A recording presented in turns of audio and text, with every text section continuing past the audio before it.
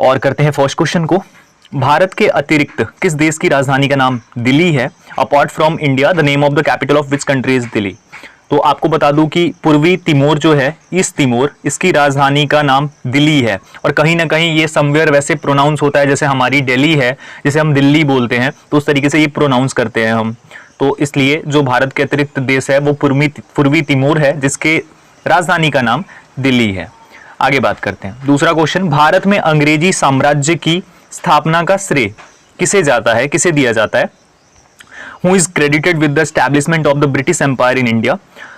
यहाँ पे 4 ऑप्शन है। इसका सही जवाब हो जाएगा ऑप्शन नंबर बी, यानी कि लॉर्ड क्लाइव। लॉर्ड क्लाइव को भारत में अंग्रेजी साम्राज्य की स्थापना का श्रेय जाता है। इसने ही भारत में अंग्रेजी साम्राज्य की नींव डाली थी। ये आप लोग ध्यान रखिएगा।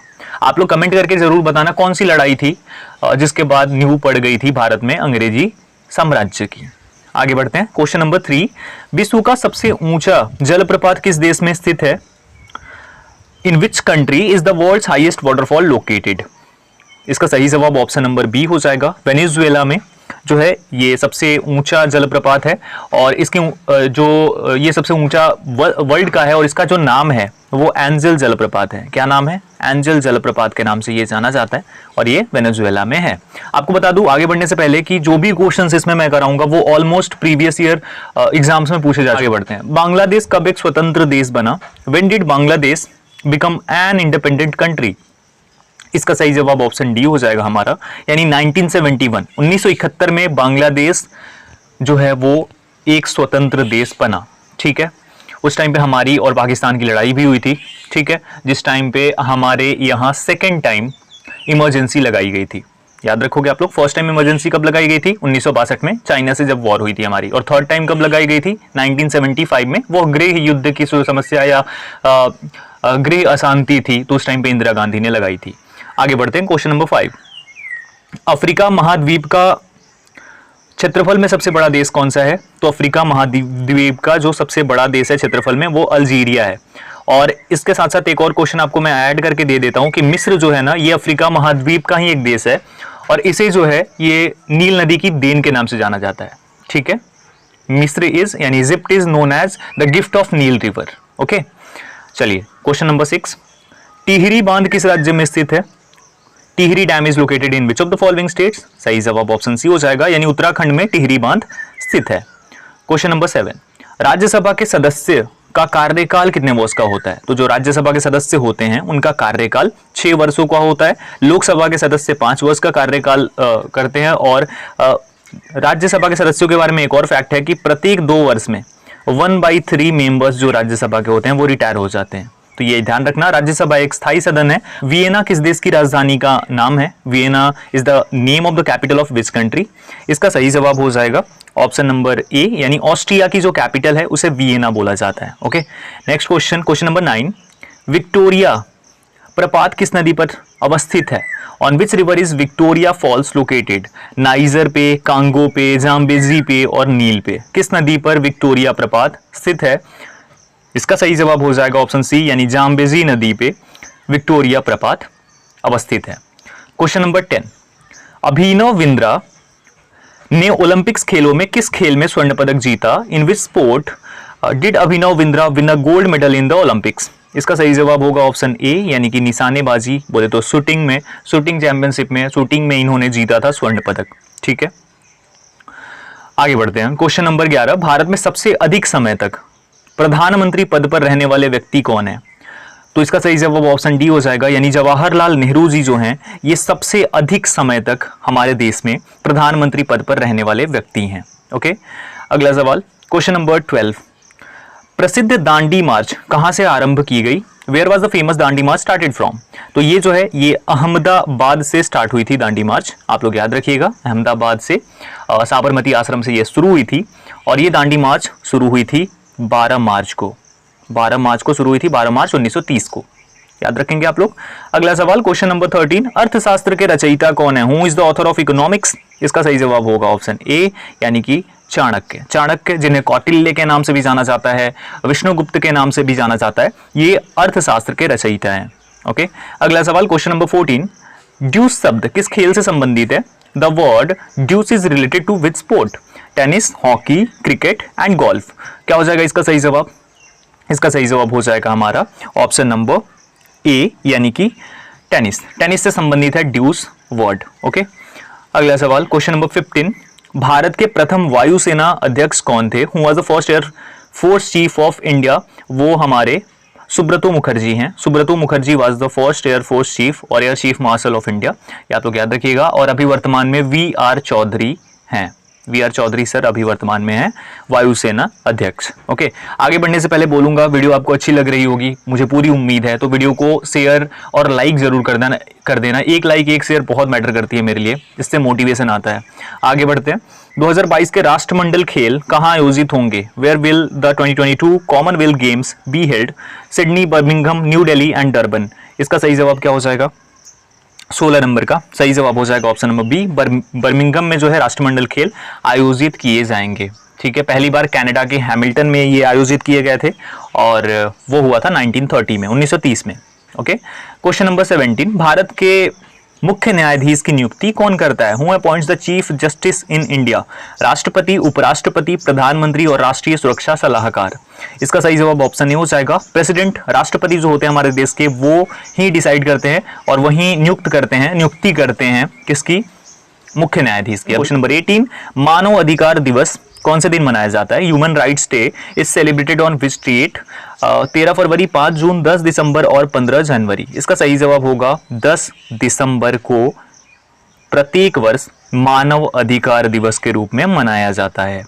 क्वेश्चन नंबर 19, क्वेश्चन है बेसबॉल खेल की एक टीम में कितने खिलाड़ी होते हैं? How many players are there in a team of baseball game?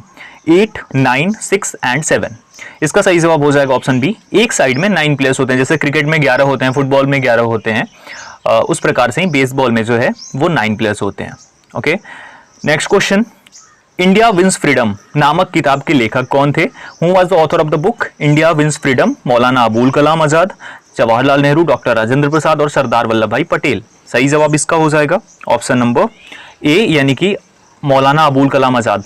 अच्छा, अब्दुल कलाम आजाद और अबुल कलाम आजाद में अगर कोई कंफ्यूज रहता है तो आपको बता दूं, अबुल कलाम आजाद सर जो थे ये फर्स्ट शिक्षा मंत्री थे हमारे, यानी हमारे देश के फर्स्ट एजुकेशन मिनिस्टर थे, ये आप लोग ध्यान रखिएगा।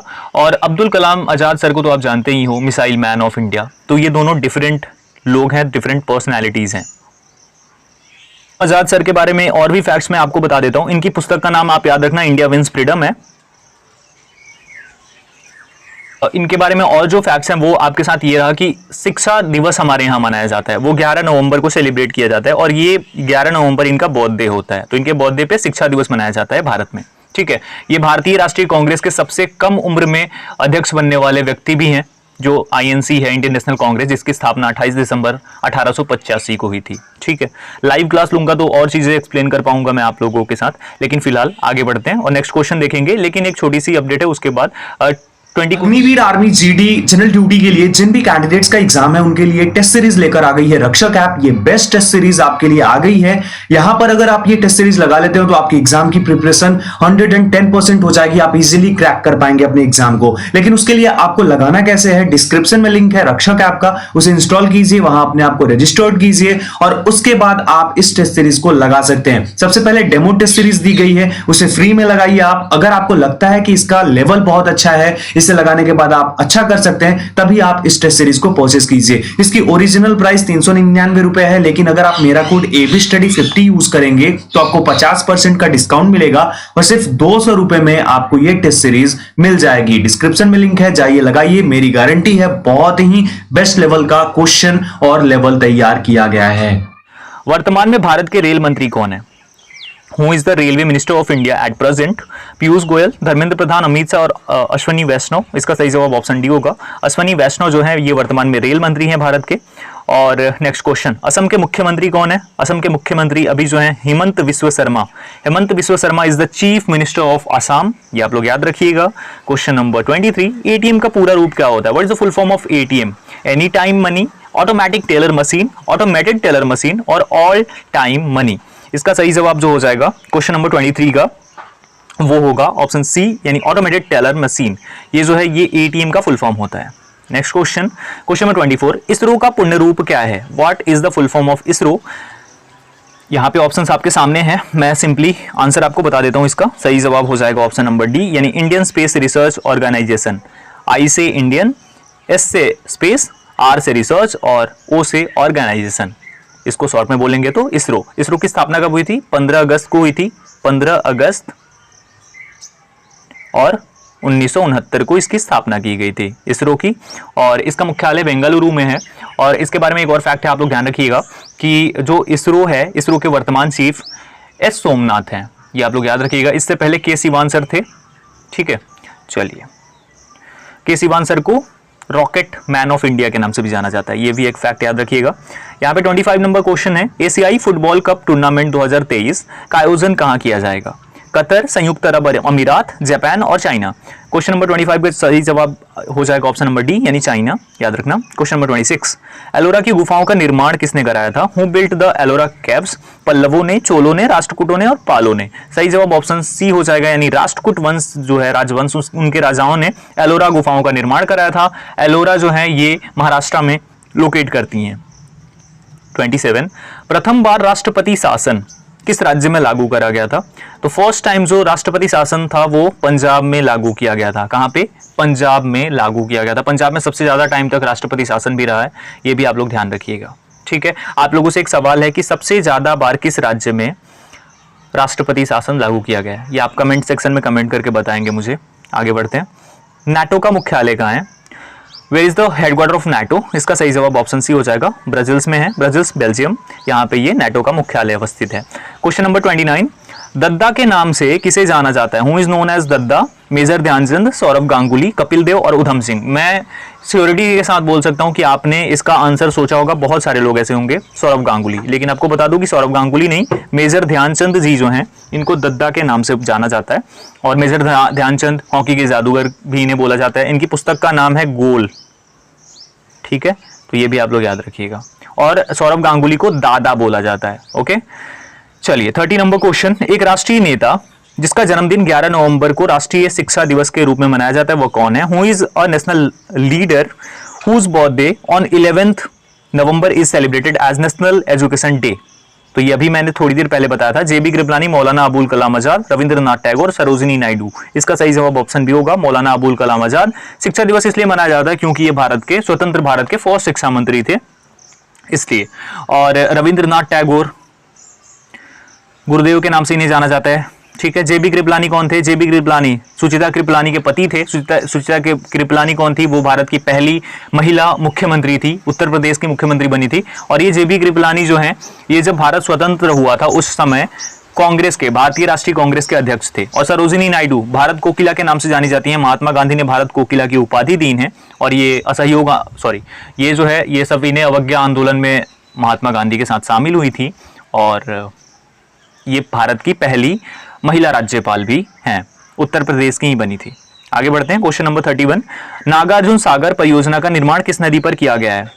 एक और चीज़ आपको मैं बता दूं कि आप लोग कमेंट सेक्शन में कमेंट करके जरूर बताना अगर आपको क्लास अच्छी लगे, और क्या चीज़ें और चेंज करनी चाहिए मुझे, वो भी आप शेयर कर सकते हो। वैसे तो मैं अपना पूरा एफर्ट दे रहा हूँ, मैं एक्सप्लेन भी बहुत ज़्यादा कर सकता हूँ, अभी थोड़ा थोड़ा कर रहा हूँ कि आप लोग भी परेशान ना हो। अगर आप लोगों को अच्छा लगेगा जो मैं एक्सप्लेन कर रहा हूँ तो मैं आने वाली वीडियोज़ में और ज़्यादा एक्सप्लेन करूँगा। वीडियोज़ ज़्यादा बड़ी हो जाएंगी लेकिन मैं एक्सप्लेनेशन पूरी कर पाऊंगा। और कावेरी, कृष्णा, गोदावरी और सोन, नागार्जुन सागर बांध जो है ये कृष्णा नदी पर अवस्थित है, आप लोग याद रखिएगा, इंपॉर्टेंट क्वेश्चन है। क्वेश्चन नंबर 32, गुरु गोविंद सिंह द्वारा खालसा पंथ की स्थापना किस वर्ष में हुई थी? In which year Khalsa was founded by Guru Gobind Singh? 1566, 1599, 1699 और 1697। तो इसका सही जवाब क्या हो जाएगा? 32 का सही आंसर हो जाएगा ऑप्शन नंबर सी, यानी कि 1699, 1699 में खालसा पंथ की स्थापना गुरु गोविंद सिंह जी ने की थी। ये आप लोग याद रखिएगा, ओके। नेक्स्ट क्वेश्चन की ओर हम बढ़ेंगे, क्वेश्चन नंबर 33। लेकिन उससे पहले एक और चीज बता दूं कि लास्ट में एक क्वेश्चन बताऊंगा डेली में मॉक टेस्ट में, जो कि श्योर शॉर्ट वो जीके का क्वेश्चन आपके एग्जामिनेशन में आएगा, कंफर्म, मतलब ये तो आएंगे ही, साथ ही साथ वो कंफर्म है कि आपके एग्जाम में आएगा ही आएगा। स्थल सेना के लेफ्टिनेंट पद वायुसेना के किस पद के समतुल्य है? इसका सही जवाब 33 का क्या हो जाएगा? 33 का सही जवाब हो जाएगा option number A, flying officer जो है एयरफोर्स का वो लेफ्टिनेंट के सेम होता है, उस रैंक में सेम होता है। 34, भारतीय सेनाओं का जो है सर्वोच्च सेनापति कौन होता है? Who is the supreme commander of the armies of India? प्रधानमंत्री, राष्ट्रपति, उपराष्ट्रपति और सर्वोच्च न्यायालय। इसका सही जवाब 34 का हो जाएगा ऑप्शन नंबर बी, यानी कि राष्ट्रपति होते हैं सर्वोच्च सेनापति, सुप्रीम कमांडर। क्वेश्चन नंबर 35, निम्नलिखित में से किसने तीनों गोलमेज सम्मेलनों में भाग लिया था? Who among the following participated in all the 3 round table conference? Jawaharlal Nehru, doctor Bhimrao Ambedkar, Mahatma Gandhi, Subhash Chandra Bose. Option number B हो जाएगा डॉक्टर भीमराव अंबेडकर ने भाग लिया था, महात्मा गांधी सिर्फ दूसरे वाले में पार्टिसिपेट किए थे। आगे बढ़ते हैं 36, महान संगीतकार तानसेन किसके दरबार में थे? In whose court was the great musician Tansen?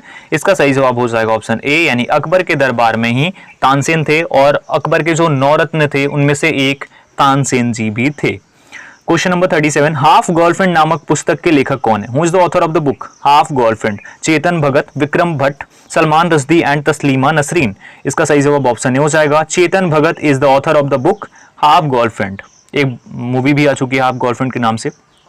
38, Tulsidas जो हैं किसके समकालीन थे? ये आपको बताना है। इसका सही जवाब क्या हो जाएगा? तुलसीदास किसके समकालीन थे? ठीक है, चलिए, तुलसीदास किसके समकालीन थे? इसका सही जवाब हो जाएगा ऑप्शन नंबर ए, यानी बाबर। और आपको बता दूं कि ये जहांगीर के भी समकालीन थे कहीं ना कहीं। ठीक है, तो बाबर और जहांगीर दोनों के समकालीन थे तुलसीदास जी। आगे बढ़ते हैं, भारत के संविधान में कितनी अनुसूचियां हैं? How many schedules are there in the constitution of India? 9, 10, 11 and 12। इसका सही जवाब ऑप्शन नंबर डी हो जाएगा, यानी कि 12 अनुसूचियां हैं भारतीय संविधान में। क्वेश्चन नंबर 40, जो कि लास्ट क्वेश्चन है हमारा, 1528 में चंदेरी राजपूतों को किसने हराया था? Who defeated the Rajputs at Chanderi? In 1528 Humayun, Jahangir, Akbar और बाबर। इसका सही जवाब ऑप्शन डी हो जाएगा, यानी बाबर ने 1528 में चंदेरी में राजपूतों को हराया था। तो ये हमारे 40 क्वेश्चंस थे आज के। होप आपको ये वीडियो पसंद आई होगी, और मैंने उतने ही क्वेश्चन ऐड किए हैं, उस टाइप के क्वेश्चन ही ऐड किए हैं जो कि इंपॉर्टेंट है आपके एग्जाम के लिए, क्योंकि क्वांटिटी इंपॉर्टेंट नहीं है, क्वालिटी इंपॉर्टेंट है। तो ये चीज़ है, लाइक एंड शेयर जरूर कर देना। चैनल पे नए हो तो चैनल को सब्सक्राइब करके बेल आइकन को प्रेस कर देना। मिलता हूँ एक और वीडियो के साथ। टेलीग्राम पर ज्वाइन कर लेना PDF नोट्स के लिए। और फिलहाल इतना ही, मिलता हूँ एक और वीडियो के साथ। अपना ख्याल रखो, अपनी फैमिली का ख्याल रखो। Thank you so much everyone. जय हिंद।